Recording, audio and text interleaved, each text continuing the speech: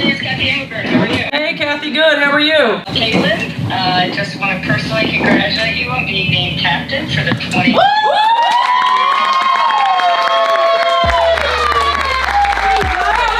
Cue the sirens and grab the popcorn because the WNBA announced Caitlin Clark as the All-Star captain and haters are losing their minds. It's honestly amazing to watch. Nearly 1.3 million fans punched her name on the ballot, crowning her as captain of the WNBA All-Star Game. Haters on social media reacted like someone had personally attacked them, saying things like, "I'm sick to my stomach." Another swore the vote was rigged. So a lot of people are coming out of the woodwork like complete idiots.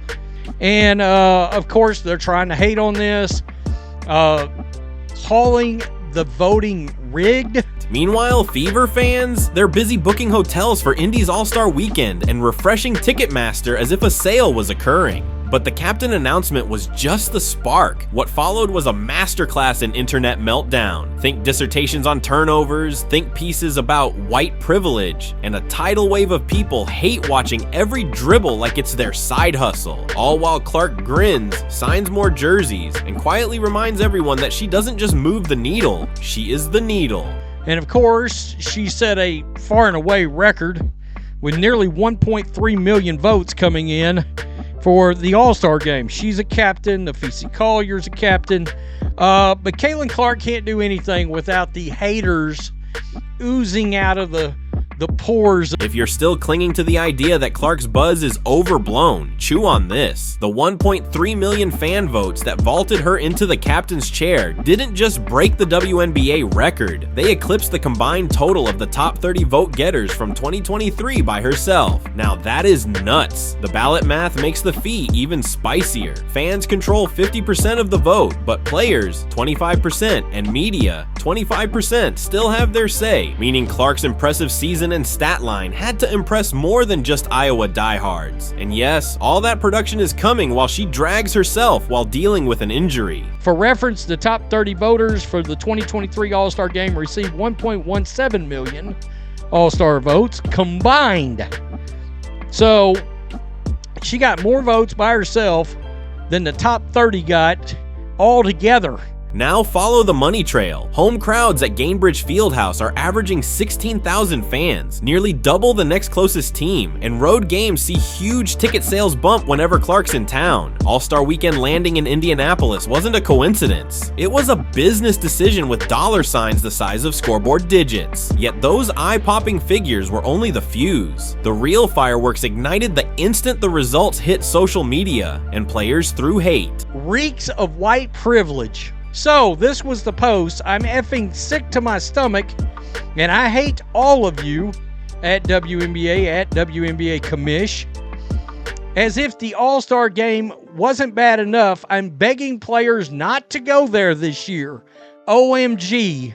Within 60 seconds of the league's tweet, it blew up. A Reddit thread with thousands of comments compared the result to handing out participation trophies. Some posters went full crazy, blaming white privilege, accusing the WNBA of rigging double vote weekends.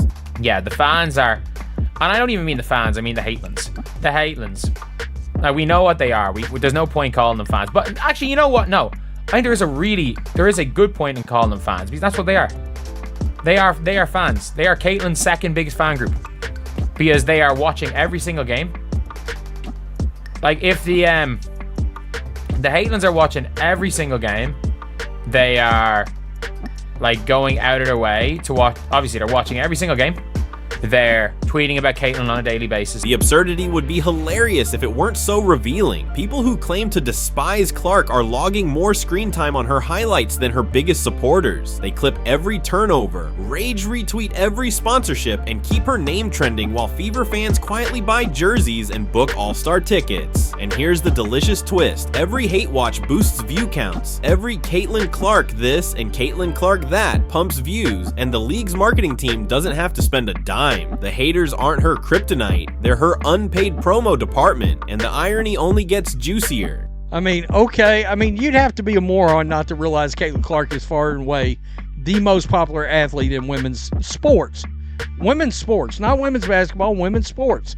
People wanted to blame Caitlin's turnover rate, like they don't see this lady throwing dimes on the court. Yes, Clark sometimes hands the ball to the other team, but so does every point guard who controls the offense on nearly every possession. The very act of threading impossible passes and hoisting logo threes invites mistakes, but it also bursts highlight plays and wide open looks that win games. Strip away the raw turnover total, and you'll see a creator who still finishes near the top in assists, efficiency, and overall impact. Next comes the "she doesn't win enough" argument, shouted as if the Fever haven't climbed from league punchline to playoff conversation in the span of 2 seasons. Just look how the team has been struggling ever since she's been sidelined with an injury. Even when the box score tilts the wrong way, her gravitational pull drags defenders 10 feet beyond the arc. The scoreboard might not flash a W every night, but only willful blindness ignores the difference in this Fever team ever since drafting her. Yet for all the sound and fury, these criticisms barely scratch the surface of the double standards at play, and that hypocrisy is about to get a lot harder to ignore. This is a popularity contest at this point because, let's be honest, Clark is hardly close to being an all-star. Believes she doesn't even belong on the team. And this just shows the sports IQ of voters as well. They basically voted for Clark because of her name, and it is definitely not based on her game, not this year at least. Scroll through the official media ballots and you'll find a carnival of contradictions. The same haters who gushed over a 30-something forward barking orders at rookies called Clark entitled for pointing out a missed coverage. Then there's the social justice tightrope. When a veteran star checks a rookie with a glare and a shove, it's leadership. When Clark flashes that identical fire, attitude problem. Critics weaponize the white privilege buzzword, knowing it will start drama. Every extra camera trained on Clark is a camera capturing every other star that is sharing the court, making them gain more exposure. So why are they so mad? And amid all the pearl clutching about integrity, no one mentions the ancient truth of every all-star ballot on Earth. Popularity counts. Clark's surge is no different. The more critics insist she hasn't earned it, the louder the marketplace shouts back with sold-out sections and record TV shares. None of that stops the social media haters from crafting hating obstacles to make Caitlin jump through. If she cuts the turnovers, they'll pivot to field goal percentage. If the Fever stack wins, they'll pivot to strength of schedule. It's an endless carousel, spinning faster each time she clears a hurdle. But numbers are stubborn. They can't deny the effect that is the Caitlin Clark effect. You want to see the Caitlin Clark exaggeration effect? This is it right here. This is it. Look at this, folks. The WNBA and Caitlin Clark is like Serena Williams to tennis. No one was watching until greatness came around. Ticket brokers in every market now circle one date first, the night Caitlin Clark rolls through. Seats that gathered dust last season vanish in minutes. Resale sites light up like a stock ticker, and arena staff scramble for standing room wristbands they never had to print before. On the concourse, Clark jerseys move so fast, the merchandise manager jokes about installing a speed bump between the rack and the checkout. Even visiting teams sneak her name onto marketing emails, trying to grasp any Caitlin Clark momentum that they could. Players feel it too. Veterans who spent a decade signing autographs for a handful of diehards now greet crowds 3 layers deep.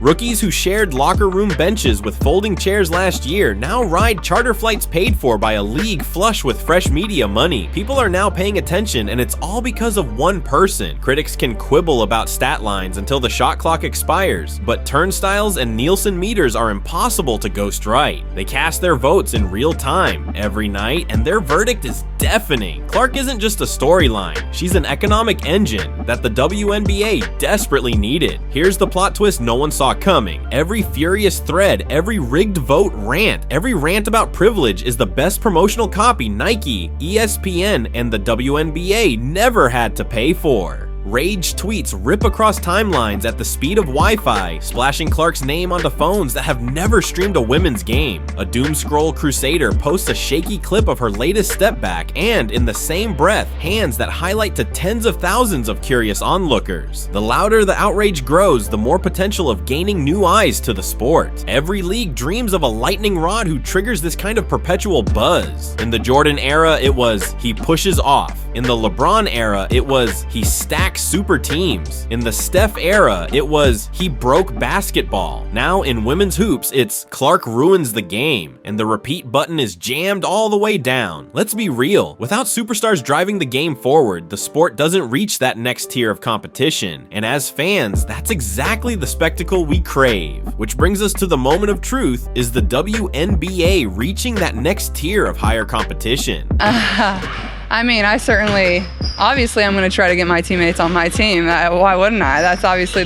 the goal. And, once they come out with whoever has made it and whoever hasn't, I guess I get to pick and choose. I don't really know how it works. I guess I just found out 2 hours ago, but obviously my first goal will certainly be able to have my teammates on my team. So absolutely. Being captain doesn't just hand Clark a shiny title, it gives her a live primetime draft board and a stack of chess pieces. Will she pick her own teammates as she stated, or will she try to interact with fellow rookie Paige Buchers? Every name she calls instantly spawns memes, hot takes, and 1,000 split-screen reaction videos. Last year's All-Star draft barely trended. This one is already penciled in as appointment viewing because her first selection alone will launch hours of talk show fodder. The WNBA is expanding and 3 cities have emerged. Quote, the demand for women's basketball has never been higher. We are thrilled to welcome Cleveland, Detroit, Philadelphia to the WNBA family.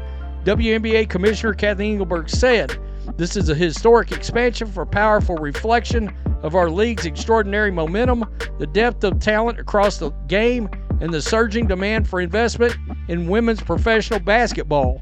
And the stakes keep rising because that spotlight is beaming straight onto a league that just flipped until a bigger league. Commissioner Kathy Engelbert has green-lit a full-scale land grab. Cleveland, Detroit, and Philadelphia will join the fold by 2030, pushing the WNBA to 18 franchises and setting the stage for a longer regular season. These aren't speculative blog rumors. Ownership groups have already wired eye-watering expansion fees that dwarf anything the league has banked before. Television partners love it because a broader map means more local markets, more regional broadcasts, and, crucially, more chances to air that signature off the dribble 3 from 30 feet. Clark's captaincy arrives as the perfect endorsement for this growth plan. Her gravitational pull proves casual fans will tune in, sponsors will pony up, and investors can expect actual returns. And if you think the haters are done feeding this frenzy, wait until you see how every angry post ends up amplifying her legend even further. When all the smoke clears, the box scores are filed, and the social feeds finally cool for the night, one fact stands tall. The fans chose excitement. They chose the player who drags casual viewers into a sport they'd ignored, the athlete who supercharges ticket lines and gives every opponent a welcome bump in concession sales. The captain's chairs could have gone to any number of deserving stars, but the marketplace of eyeballs and passion cast its vote, and the league had the wisdom to listen. Captain Clark has a nice ring to it. One thing is for sure, the WNBA has found its captain for many years to come. Smash the like button, hit subscribe, and drop your prediction below. Who will be Caitlin's first pick? Her teammates or someone different?